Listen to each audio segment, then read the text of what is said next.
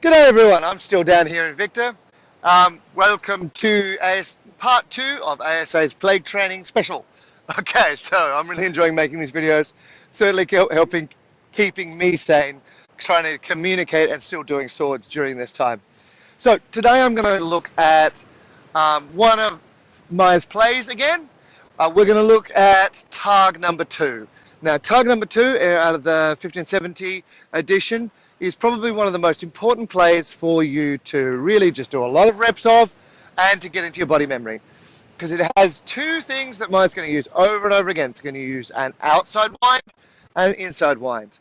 Okay, and it's going to use just your suppressing attack down from above, which is really one of Meyer's go-to actions. So, let's get into it. Okay, first thing we're going to note about this is that Meyer says for us to slash up. When you slash off, for goodness sakes, bend your knee.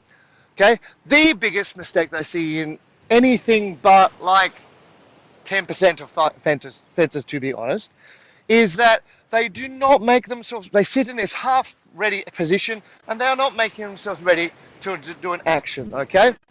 What you need to do to get ready is you need to bend your knee to be ready to attack. Just contrast what the difference is there.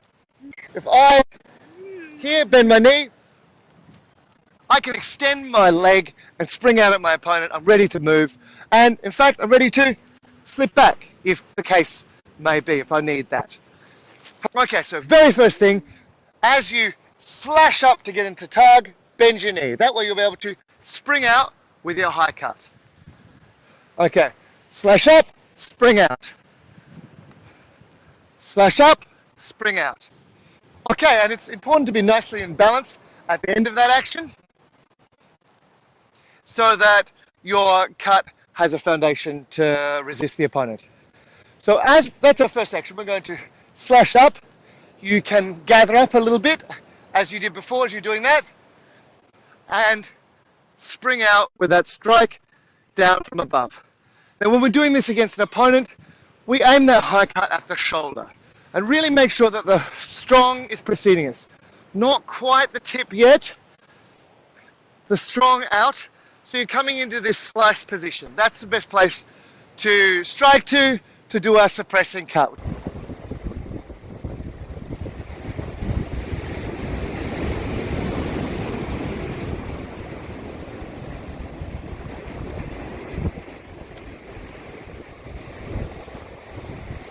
Here. Strike, and then here's our next action.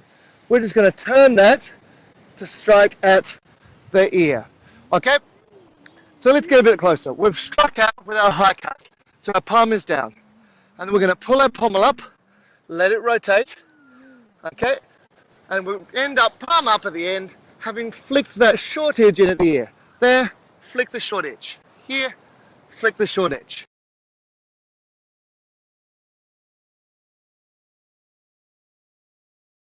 And we're going to combine that with another step out to the side. So we slash up, spring out, flick to the ear. Slash up, spring out, flick to the ear. Slash up, spring out, flick to the ear. Okay, so that's our basic action.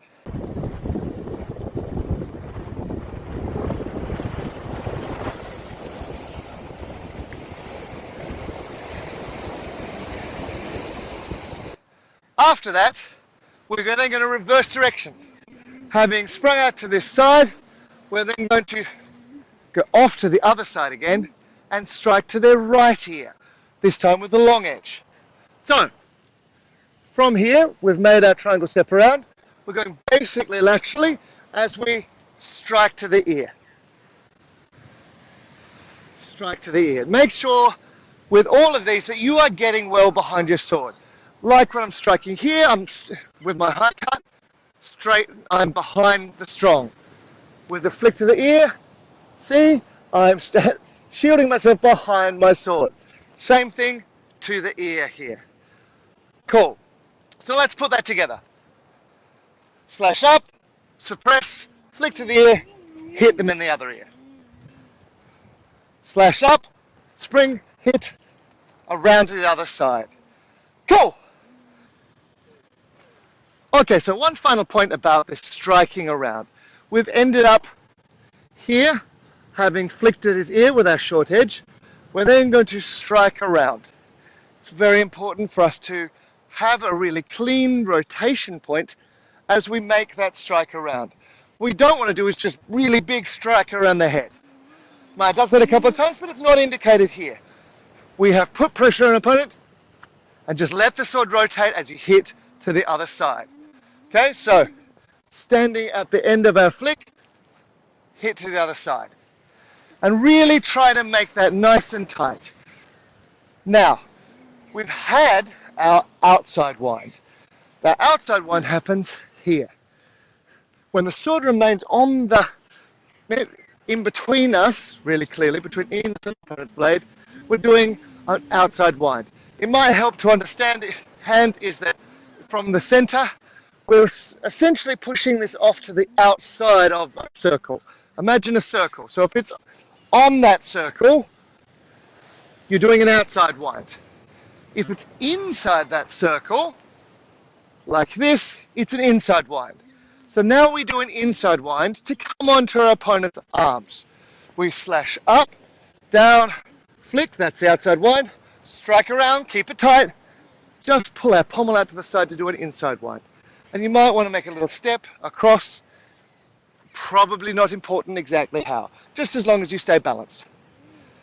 So we're standing here, pommel across to the other side. See how I'm going to bring my weight just a bit further down.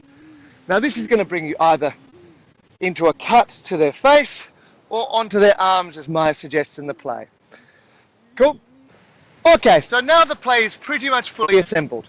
We slash up, strike out, flick to the ear, strike around to the other ear, slice onto their arms.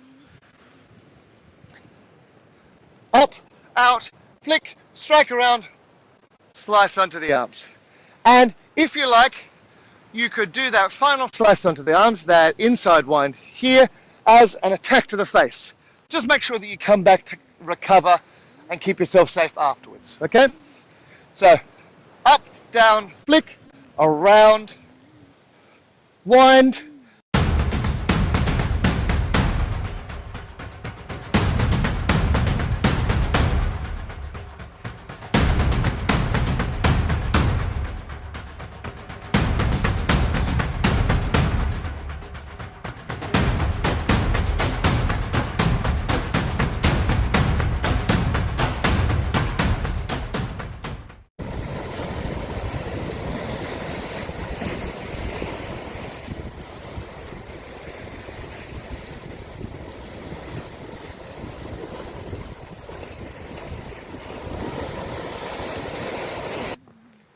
Okay, so that's our play 2, Meyer's target number 2. Go out, do a whole pile of practice of that one. You really want to get this one in your body memory, okay? Once you've got that, don't feel bad at all about going out and experimenting with different things that you can do with each of the elements.